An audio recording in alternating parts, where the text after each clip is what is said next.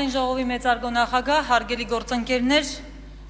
ձեր քննարկմանը ներկայացվում է կոռուպցիայի կանխարգելման հանձնաժողովի մասին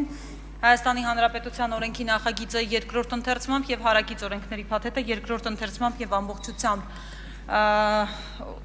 ուրեմն ընդունելու հարցը ես ուզում եմ անդրադառնալ այն առաջարկություններին, որոնք առաջինից երկրորդ ընթերցման ռեժիմում հնչել են, ընդ որում ուզում եմ շնորհակալություն հայտնել համագործակցության մթնոլորտի համար, խորհրդարանական խմբակցություններին եւ падգամավորներին, որոնք պատրաստակամություն են հայտնել ոչ միայն գրավոր ռեժիմում, այլ նաեւ բանավոր կերպով իրենց առաջարկությունները ներկայացնել, քննարկել, մասնավորապես ինչ է փոփոխվել ուրեմն օրենքներում։ Կոռուպցիայի կանխարգելման հանձնաժողովի մասին Հայաստանի Հանրապետության օրենքի 11-րդ հոդվածում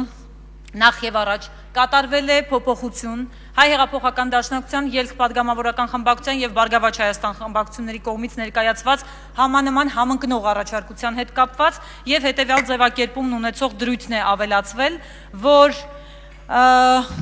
ուրեմն կոռուպցիայի կանխարգելման հանձնաժողովում տեխնացու առաջադրելու մրցութային խորհրդի կազմում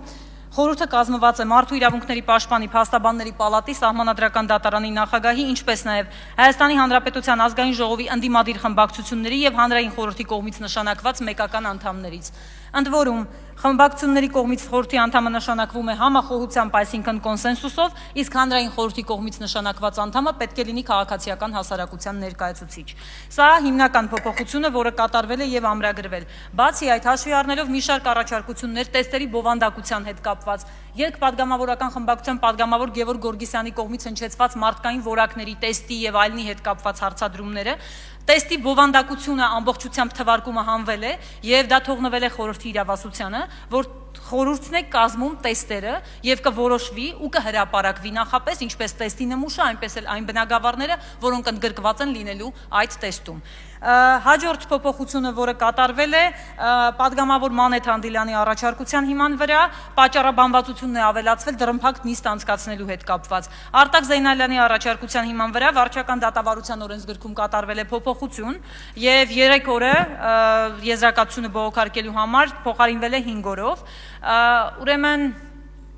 Լենա Նազարյանի կողմից առաջարկություններ ներկայացվել հայտարարագրման բովանդակության հետ կապված, բայց մենք падգամավորի հետ քննարկել ենք եւ եկել ենք համաձայնության, որ հայտարարագրման բովանդակության ռեֆորմը այլ ռեժիմում պետք է քննարկվի եւ ավելի ուշ դա կքննարկենք։ Ուզում եմ ասել, որ առաջինից երկրորդ ընթերցման ռեժիմում շատ կարեւոր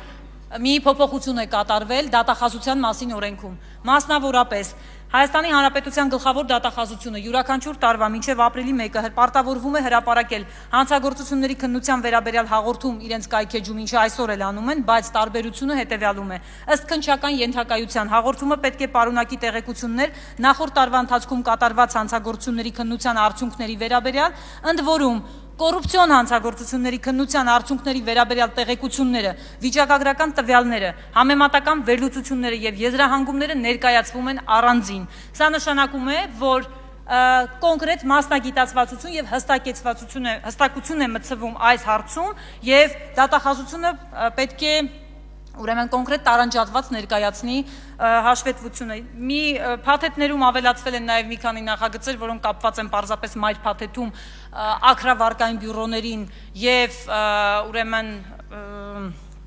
արժեթղթերին տրվող հասանելիությամբ այդ հանձնաժողովի արժեթղթերի շուկայի կարգավորման օրենքում, բանկային գործունեության մասին օրենքում մի քանի օրենքներում կատարվել են փոփոխություններ։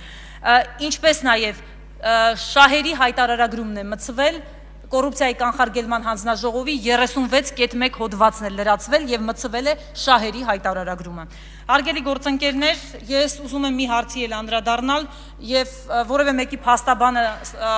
այսպես դերակատարումը ստանձնելու ցանկություն եւ այսպես հանձնառություն չունեմ, բայց քանի որ այս դահլիճն է եւ այս ձևաչափը անհրաժեշտ եմ համարում մի կարեւոր շեշտադրում անել։ Երբ մենք բոլորս խոսում ենք բարձրաստիճան պաշտոնատար անձանց էթիկայի հանձնաժողովի, նրա գործիքակազմի, նրա հաջողվելու կամ չհաջողվելու մասին պարտավոր ենք մի քանի հանգամանք նկատի ունենալ։ Առաջինը, ինչպիսի ռեսուրսներով, ինչ գործիքակազմով ու ինչ ժամկետներում է այդ հանձնաժողովը աշխատանք կատարել։ Բացառապես հանձնաժողովի ջանքերով է այսօր ներդրված այն համակարգը հայտարարագրման, որ մենք այսօր ունենք։ Եվ միայն համեմատության համար ուզում եմ նշել Ռումինիայի փորձը, երբ որ մենք Ռումինիայի փորձն ենք օրինակ բերում, հա, 200 անձնակազմ, 4.5 միլիոն եվրո բյուջե եւ միայն 7 տարվա ընթացքում հայտարարագրերի հրապարակման գործիքակազմի ներդրում։ 5 անդամ բյուջեին կարող եք ինքներդ ծանոթանալ եւ ընդամենը 3 տարում մեզ այնքան բնական թվացող հայտարարագրերի համակարգի ներդրում։ Շնորհակալ եմ, եթե հարցեր կլինեն, սիրով կպատասխանեմ։ Այս պահին այսքանը։